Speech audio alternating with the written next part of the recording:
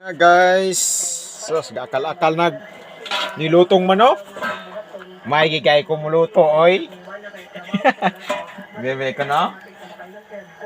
Atong tilawan be kay may gigay ko muluto oy. Muna da sa mga kaiberals.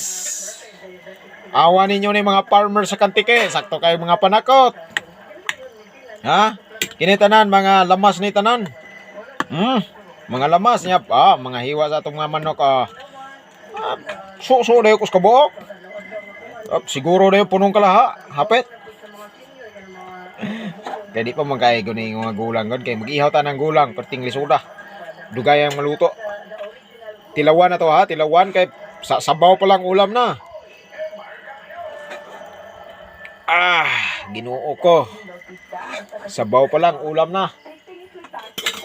Muna ni siya itong giluto mga ka-farmers sa Kantike. Kuna